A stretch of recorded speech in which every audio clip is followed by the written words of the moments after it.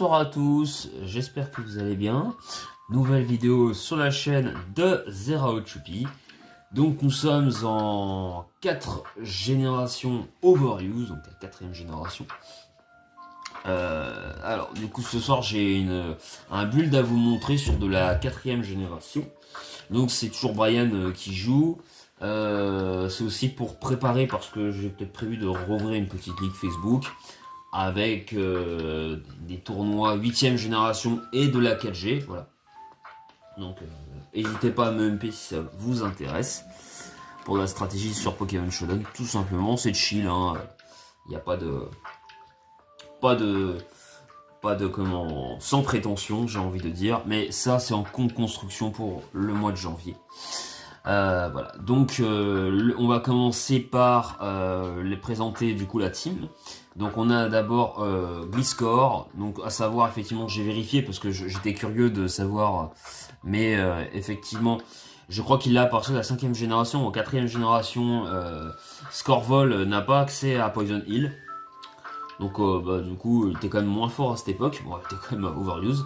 Donc le Poké accès à Taunt, il jouait Taunt, je pense que c'est pour empêcher les Hazards qui sont très très forts. Pico, piège de roc. Ice Fang, c'est sûrement pour les Gliscor adverses. Et puis Roost pour se soigner. Ensuite, on a le petit Ectoplasma hein, qui était bien meilleur à l'époque, qui avait accès à l'évitation. Pour moi, même s'il marche par terre, au sol, t'aurais préféré qu'il garde ce talent parce que c'était incroyable. Si le Pokémon a drop, c'est un peu à cause de ça. Le Pokémon du coup Shadow Ball sur le stab qui est important pour toucher des Megastars comme Latias en Overuse. Le Focus Blast c'est surtout pour Itran, mais pas que. Et Feu Follet c'est pour les Pokémon qui voudraient ce setup comme Dracolos par exemple.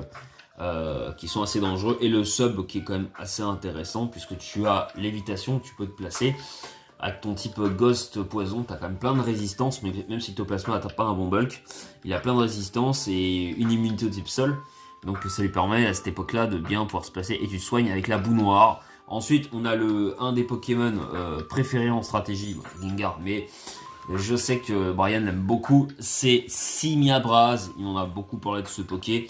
Il aime beaucoup les sets mixed sur Greninja, mais aussi également sur Simiabraz. Donc on a du Overhit évidemment, Close Combat. Voilà, ouais, c'est 64 attaques et 250 d'attaque spéciale. La nature, c'est naïve. Donc ce qui est quand même intéressant du coup dans cette génération. Comme en plus du coup il y a, pour rappeler, il n'y a pas de team preview en 4G, c'est qu'à partir de la 5G c'est arrivé. Donc faut savoir un truc, c'est que quand même c'est pas du tout la même manière de build, et c'est pour ça que je voulais faire la comparaison en faisant de la 4G et de la 8G, parce que tu as le côté preview où tu vas build d'une manière, et le côté non team preview tu vas build d'une autre manière. Donc Overhit, close combat très important pour évidemment déboîter Tran. Le Overhit évidemment ça va permettre de faire très très mal à Gliscor, mais aussi à d'autres Pokémon. Le close combat est évidemment important aussi pour gérer Pingoléon. Demi-tour pour les Staros notamment, et aussi d'autres Poké. Et le Grass Knot. Pourquoi il joue Grass Knot d'ailleurs? Pour l'Agron, hein. Je crois que c'est l'Agron qui est très joué, il me semble. Pas que, mais il me semble qu'il y a l'Agron qui est important à gérer. Close combat, c'est Lucario qui est extrêmement fort. Donc, Overhit, c'est pareil. Ensuite, on a le petit Scizor, du coup, avec la Oka Berry. Alors, c'est pour réduire les dégâts de type feu super efficace. Alors, comme Latias est un Pokémon qui est quand même Estaros, un Pokémon très joué en 4G OU, si je dis pas de bêtises, tu as quand même Poursuite, qui va permettre que si tu switches, tu vas mourir en fait. Tu vas mourir parce que le Pokémon, il est adamante. Donc voilà, le super power avec cette speed là, non il n'y a pas de speed, mais en tout cas le super power va quand même pouvoir permettre notamment d'aller chercher des Pokémon comme Intran. Et peut-être un autre Poké qui m'avait parlé, je sais plus lequel que c'est. Poursuite c'est bien aussi pour Jirachi, notamment, parce que sinon tu peux pas le toucher. Donc c'est quand même pas trop mal. Et ensuite, bah, là, on a... Donc les Itran étaient joués assez offensifs dans certains en 4G. Parce que c'était pas le même speed tier à l'époque. Donc 77 de speed, bah, c'était correct pour être joué avec un Scarf notamment. Le Bullet Punch aussi, ça y est pour Breloom, c'est quand même pas mal. Hein. Ensuite, on a Itran. Itran avec Lava Plume. Mais du coup, ça veut dire qu'il n'avait pas Magma Storm à l'époque. Hein, ça n'existait pas. Parce que c'est quand même Itran défensif. Je sais pas pourquoi il joue Lava Plume. Je pense que Magma Storm n'existait pas. Hein. Je pense qu'il n'avait pas encore son set de trappe. Mais avec son double type et Flash Fire, ça restait quand même incroyable. Et il a Hurlement pour virer les Pokémon qui vont le gêner sur le terrain. Et il peut se soigner le reste. Et Celebi qui était extrêmement fort en deuxième génération. Très très fort en 3G avec des sets de relais notamment. Et la quatrième génération.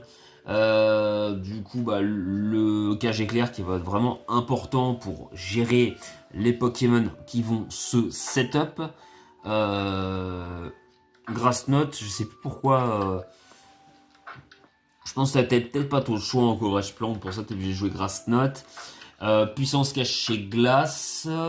Ça va être peut-être pour les types dragon notamment. C'est vrai que Dracolos, c'est ce genre de Pokémon là, tu vas quand même pouvoir les toucher. C'est quand même intéressant. Je pense que c'est pour le type dragon. T'as qui en 4G en type dragon? Ce Garchomp il est ban. T'as Togekiss aussi peut-être, du coup c'est peut-être lui que tu veux pouvoir toucher. Donc à voir, j'aurai sûrement des explications variables en MP. Donc on va voir ce que ça va donner. Hein. Donc sur Team Preview, c'est pas du tout la même chose que vous allez voir. Donc c'est Disco Dylan contre Brian. Alors, ça n'a rien à voir avec le disco, mais on comprend un peu l'idée. Attendez. Je sais pas si t'as besoin de gérer la caméra. Tu me diras toi comment tu veux le truc. Donc on va mettre ça en slow. Tu me diras si pour toi c'est bon. Hein. Je pense que c'est bon, ouais. Non? Ouais. Donc, par contre... Ouais. Attends, je te laisse mettre ça bien. Attendez, on va régler un peu la caméra parce que c'est pas la même chose. Ok. Ça me semble. Donc, du coup, attendez, est-ce qu'on peut... On peut mettre... voilà, ouais. Voilà, Brian, de ce côté-là, je préfère largement. Merci. Donc, on va lancer la game, tout simplement. On va voir ce que ça va donner. Du coup, donc ça lead sur Metalos, sur la part et ça lead sur le petit Gliscor. Oui, c'est vrai que Metalos était très fort en 3G, notamment avec les Choice Band. Et là en 4G, je sais pas quel set, je connais pas assez bien la génération. Je découvre hein, aussi. Donc, ben là, je pense que du côté de Gliscor, peut-être que tu vas avoir peur du Ice Punch. En vrai, tu peux peut-être aller sur Itran, peut-être. Ça pourrait peut-être être intéressant. Tu peux aussi faire Provoque directement. Hein. Je pense que c'est possible que le Provoque, parce qu'il a quand même Ice Punch. Non, ça décide de faire le Provoque. Et là, ça va mettre l'épée Rock. Ça n'a pas anticipé sur le taunt. Hein. Voilà, donc. Par contre, ce qui est quand même intéressant, le séisme qui part, mais du coup bien anticipé de la part de l'adversaire qui anticipe le séisme. Par contre, ce qui est intéressant avec le talent percutter, c'est que du coup tu ne prends pas le drop d'intimidation. Donc ça c'est quand même assez cool, si on peut dire un des seuls points positifs qu'il n'est pas Poison Heal. Et du coup en fait le Pokémon bah, il doit être plus agréable à jouer pour les adversaires en 4G puisqu'il n'a pas ce talent là. Donc tant mieux qu'il n'a pas eu Poison Heal en vrai parce que c'est vrai que ça rend le Pokémon un peu plus broken on va dire. Donc même s'il reste gérable. Ensuite ça switch sur Celebi parce que Léviator il a pas de move vol hein, je crois pour toucher vraiment Celebi il a Fly mais bon. Là je pense que ça va switcher. Ok ça va sur le Metalos. Et ça fait le petit cage éclair. On sait. Ah par contre donc ça la baie Lumberry du coup. Mais du coup ça veut dire que le Metalos a mangé sa baie. Et ça voudra dire que le Celebi pourra sûrement refaire une cage éclair plus tard. Du coup donc l'avantage c'est que au 4e tour manger sa baie, C'est pratique, mais c'est toujours un peu chiant.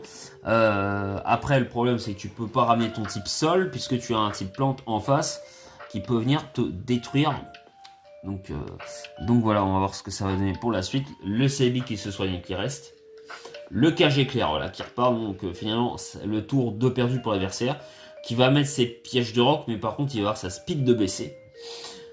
Donc ça veut dire que Métalos va être peut-être plus long que Hitran. Est-ce que Métalos est plus long que Hitran de base? Alors faut pas oublier que Météor Mash, je crois qu'ils avaient... Je me demande si en 4G, je crois que ça avait un plus gros potentiel, un plus gros pourcentage de booster l'attaque. Je sais plus c'est quoi le pourcentage. 10% Météor Mash? Je crois que c'était 30% à l'époque, je sais plus. Hein. Il me semble avoir vu un truc comme ça, parce que j'ai vu la stratégie 3G, mais c'était il y a très longtemps.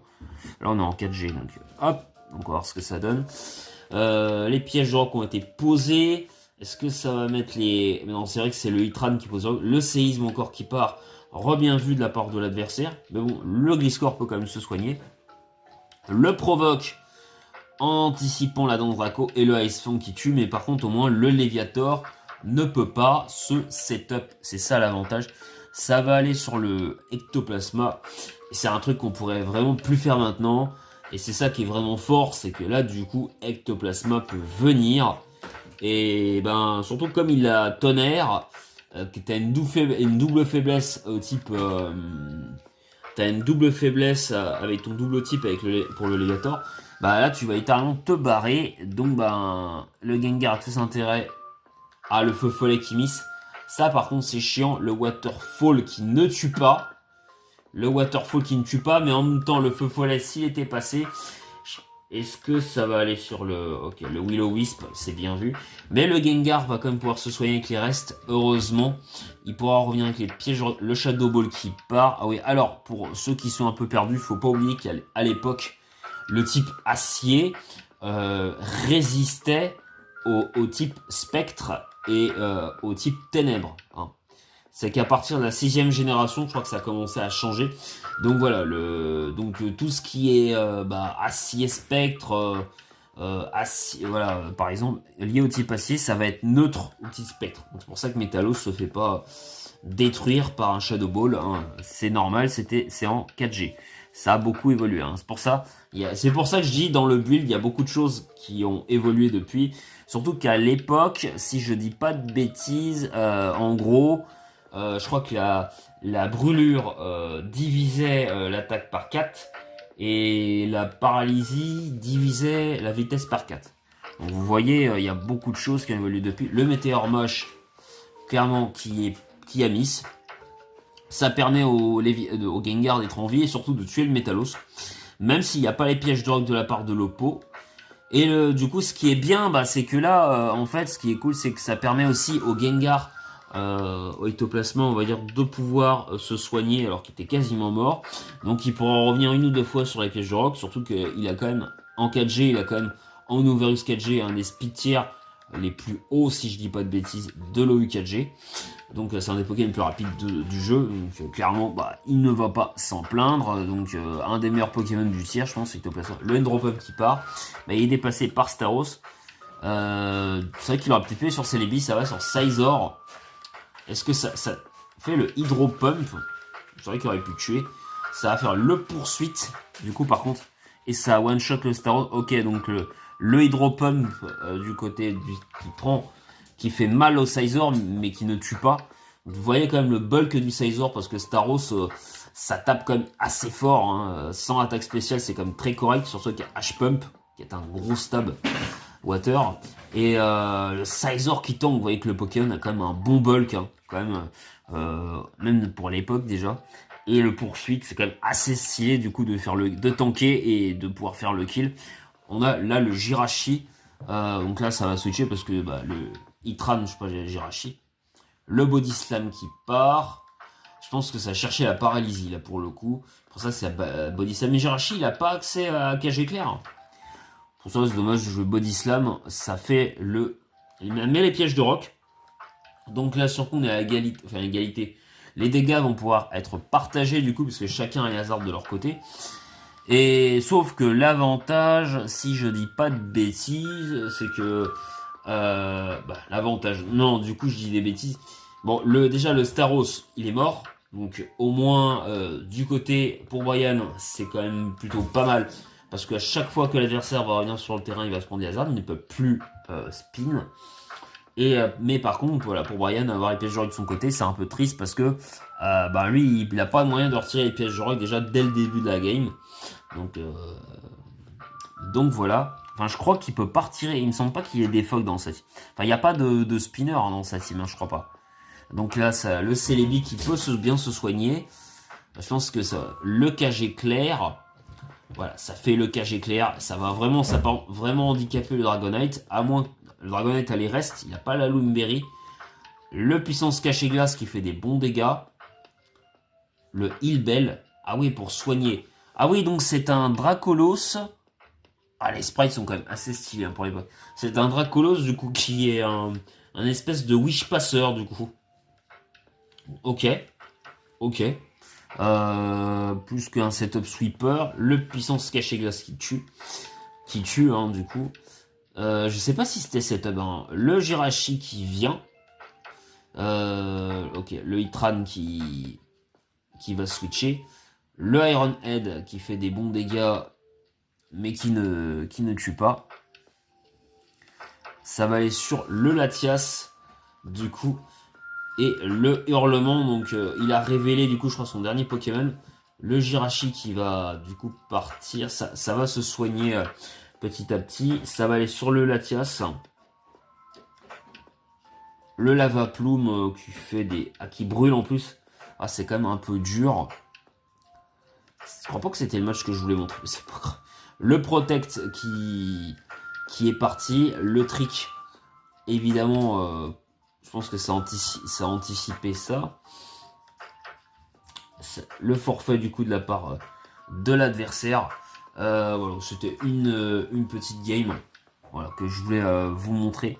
Donc pour voir un petit peu comment fonctionne le tiers. Mais du coup, je vais quand même vous montrer une autre game parce que en vrai, j'arrive en 2 minutes. Mais j'avais vraiment une autre game à vous montrer qui est quand même qui était un peu plus cool. Un peu plus cool que ça, personnellement. J'essaie de voir si c'est cette game-là, parce que je ne sais plus. Je crois pas que j'ai montré la bonne... Hop, pardon, excusez-moi. En plus, ça, la tablette décide de m'éteindre à la tronche. Je vérifie juste si c'est celle-là. Je me permets du coup... Attendez. Je regarde juste si c'est celle-là.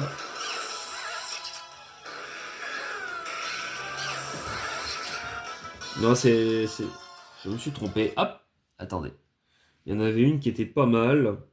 Ah, voilà, celle-là qui me plaisait bien. Du coup, ça doit être... Je crois que ça doit être celle-là. Hop. Ah, voilà. C'est celle-là qui a été vraiment intéressante. Il faut que je vous la montre, du coup. Et que je me l'envoie. Voilà, tout simplement. Et bah, elle arrive. Puis, elle est juste là. Voilà. Hop. Contre Nathan Palmer. Du coup. Mais il fallait vraiment que je vous envoie cette game parce qu'elle est vraiment très intéressante. Plus significatif, je trouve, du méta par rapport à la durée de la game aussi. Donc on va lancer tout de suite, du coup, là. Donc ça décide d'aller sur le Gliscor de la part de l'adversaire. Ça va sur le Breloom. On va remettre la musique. Donc le Chapignon qui était un Pokémon très joué pour l'époque. Ça va sûrement vouloir peut-être Provoque du côté de Gliscor, parce que je pense que du côté de Breloom ça va vouloir peut-être faire Dance Slam ou Sport peut-être, sûrement voilà.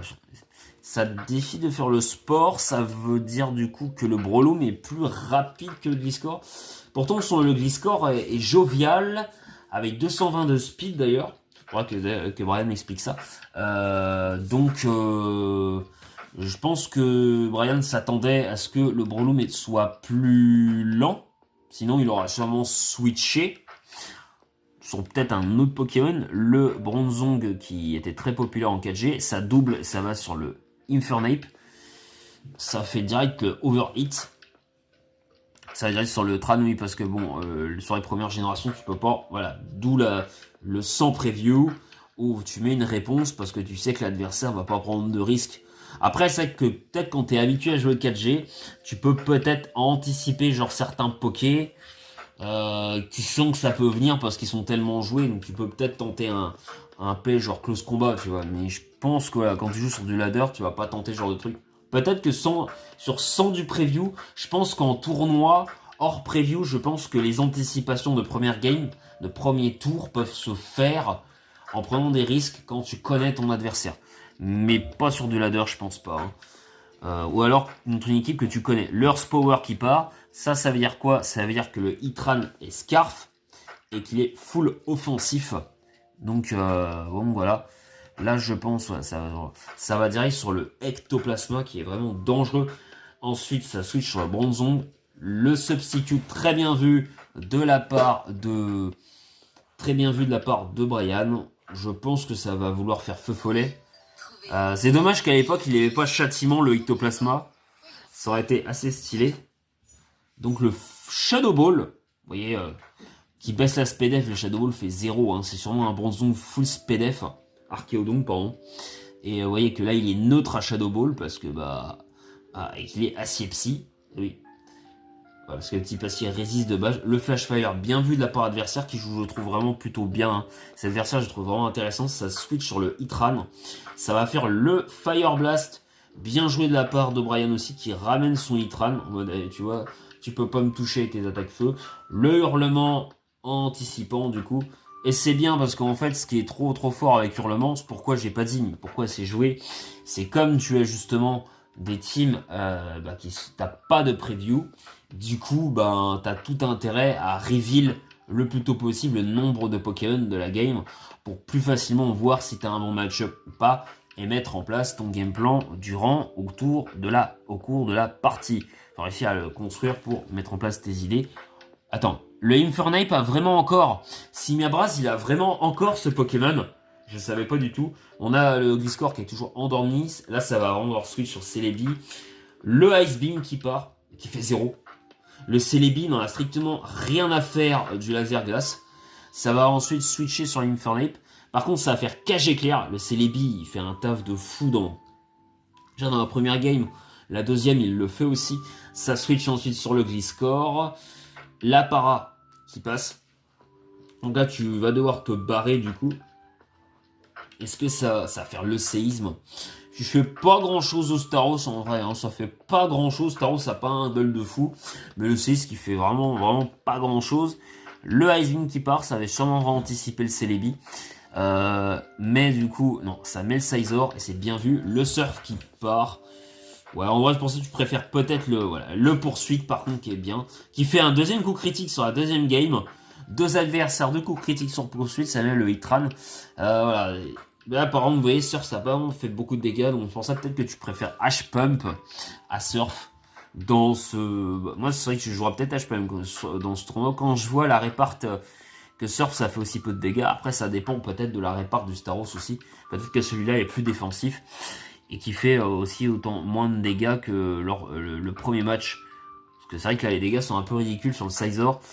Est-ce que ça anticipe? Ça fait le puissance cachée. Je crois que c'est glace. PC glace. C'est pour Gliscor. C'est PC glace. Hein, ou PC plante. Je vois plutôt PC glace, moi, hein, que PC plante. Ou PC fire, peut-être. Mais non, je suis con, pas PC. Je dis n'importe quoi. Oui, PC glace, je pense. Ou PC plante. Moi, je vois plus PC glace. Hein, parce que t'as quand même Gliscor. Du coup, toujours le protect bien. Il a fait protect sur sa puissance cachée. Donc, c'est anticipé de la part de l'adversaire qui joue son Hitran Scarf. Il joue bien Scarf, hein, il est bien lock, hein, c'est ça, ouais, je dis pas de bêtises. Parce que des fois, avec la fatigue du soir, je pourrais dire des bêtises, n'est-ce pas? Il est bien lock. Ça switch du coup sur Breloom, le risque. Et ça va sur Scizor. Je crois que ça va... Ok, ça change, ça va sur Celebi en anticipant le sport. Et l'adversaire anticipe bien, qui fait Stone Edge du coup. C'est quand même bien vu. C'est bien parce que sur un type Plomb 6, c'est un coverage qui est neutre. Et Stone Edge, c'est quand même cool sur Breloom parce que tu vas pouvoir notamment toucher les Pokémon comme Etoraptor en 4G. C'est quand même assez cool. Mais je suis surpris, il a pas technicien en 4G, Breloom, j'ai un doute. Le KG clair, mais bien vu de la part de l'adversaire. Et du coup, Celebi ne touche absolument pas Simiabras. Oh là là, ça commence ça va. Le lance-flamme qui fait quand même mal par contre. Et en plus, ça déclenche la brûlure. Là, par contre, voilà, le gros défaut du Gliscor, c'est que oui, effectivement, le talent Poison Heal fait que sans le talent Poison Heal, tu te fais pas intimider. Mais par contre, sans Poison Heal, eh ben, tu peux te faire brûler très facilement. Même s'il a de la chance, parce que le lance-flamme, je crois que ça a 10% de chance de burn. Enfin, je sais pas si c'est le cas en 4G. Du coup, ça va switcher sur le Bronzong. Si je dis pas de bêtises. Le séisme qui part, mais dans le vent, c'est bien vu de la part de l'adversaire. On est toujours à 5 Pokémon contre 5. Ça fait le provoque, du coup. Ça va... Ouais, ça voulait faire carrément le trick. Trick de la part de Bronzong. Ok, ça voulait faire quoi ça voulait, ouais, peut-être voler les restes du Gliscor. Parce qu'il peut pas se soigner, du coup, le Bronzong. Il a pas les restes, du coup. À moins qu'il avait la Colbur, donc le Gliscor qui peut se soigner assez tranquillement. Le Gyroball qui fait des bons dégâts. Mais bon, sans plus parce que mon Gliscor n'a pas un Pokémon très lourd. On est parti, le Scizor qui a une résistance à Gyroball. En 0. Là, je pense que tu vas faire le poursuite. Ou alors tu te soignes. Non, le Dance Lame carrément. Ok, ça fait le Dance Lame. Le Super Power. Ah, mais oui, c'est vrai que le Infernape, je suis bête. Je me disais, il allait switcher, mais le Infernape, il a la vitesse divisée par 4. Donc forcément, même si Scizor est lent, le Infernape est quand même plus lent. Ça va être le Breloom. Ça va peut-être vouloir faire Bullet Punch, là. Non, ça switch parce qu'il y a la baisse de défense du Super Power. Le Breloom qui fait Stone Edge, qui tape encore sur le neutre. Enfin, neutre, non, c'est résister. Attends. Je dis des bêtises, attends. Il a fait Stone Edge sur Gliscor. Pourquoi en 4G c'est neutre? Stone Edge c'est neutre sur un sol vol? Non. Si. Moi je pensais que sur type sol c'était quand même résisté le type roche. Ah d'accord, sur un sol vol c'est neutre le type roche. Ah d'accord, donc c'est moi qui a... Excusez-moi, je dois avoir un bug, je sais pas pourquoi, je crois que c'était résisté. J'ai eu un... Je pense... Parce qu'il y a des doubles types où ça reste résisté quand même, et on pense que c'est neutre, et c'est pas le cas en fait, si vous voulez. Le hurlement qui part, ça envoie le Dracolos qui prend les pièges de roc. Ah, quand t'as pas les bots, c'est un peu dur pour Dracolos, hein. Il est loin de la puissance d'aujourd'hui, même si c'est un bon poké. Le hurlement qui repart, voilà, ça va mettre le Breloom. Du coup, je pense que... Ouais, ça switch, ça a peur de prendre un Mach Punch. Le sport, non ça... Ah putain, attends, c'est vrai. Ah putain, c'est vrai qu'en 4G, on pouvait encore paralyser des types électriques, on pouvait burn des types feu, et on pouvait encore endormir des Pokémon de type plante. Putain, c'est vrai que cette mécanique-là existait encore. Bon, heureusement que ça existe plus, ça en vrai quand même. Même si c'est pas dramatique, mais bon, bon après, c'est vrai qu'il s'en fout, le Celebi, il a Natural Cure, donc il switch, il se réveille. Donc en fait, en vrai, ce qui est cool, c'est qu'en vrai, quand même, tu absorbes, on va dire, le sport, quoi. Quand t'es Celebi, tu t'en fous, en fait. Ok, ça non, naturel. C'est vrai qu'il a Médic Nature, donc. Le Dragonite, qui prend encore ultra cher. Mais le Hitran du coup qui dort par contre, c'est chiant. Le Dragon Dance qui va partir. Par contre c'est bien parce que le Hitran se réveille dès le premier tour. Et va taper Hurlement. Jusqu'à ce que le Dragonite va vraiment plus pouvoir venir. Heureusement que les Pokémon sont pas très faibles aux pièges de roc. Et peuvent venir plusieurs fois parce que il y a que Dragonite qui prend cher qui a une faiblesse aux pièges de roc. Le Lava Plume qui ne tue pas. Putain, le Bronzong il est bulky. Le Explosion qui fait quand même de très bons dégâts.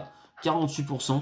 Je crois qu'à l'époque, ça avait toujours 250 de puissance, hein, explosion, il me semble. Le Hitran qui escarpe, du coup, qui va peut-être devoir faire partir. Peut-être pas, finalement. Ça va peut-être... Ouais. Le Protect. Ah, ça fait le Protect, c'est bien vu. Faut voir sur quel move se lock. Mais c'est vrai que si, il y a une réponse à Telluriforce. C'est vrai que si, il y a techniquement Gengar qui a lévitation et qui peut venir sur le Telluriforce. Donc oui, il avait raison de faire Protect et de rester, on va dire, le Seed Bomb. Pourquoi Seed Bomb? Alors là, il va falloir m'expliquer. Ah ouais, 6 bombes, je crois que ça a fait un seconde de désespoir. Parce que là, tu fais 6 bombes, t'as aucun Pokémon qui est neutre. Ectoplasmar, il résiste. Tout le monde, les 4 Pokés résistent. Donc je pense qu'il en avait marre à la fin. En tout cas, j'espère que ces deux games vous auront plu. On se retrouve peut-être bientôt sur peut-être le nouveau nom de la Ligue Fraternelle pour faire du 4G OU et de la 8G pour ceux que ça intéresse. Brian sera sûrement parmi les gens qui vont participer parce qu'il m'a dit qu'il était chaud. En tout cas, je vous dis à très bientôt sur la chaîne sur la chaîne de Zero Choupi. Et tchuss les amis.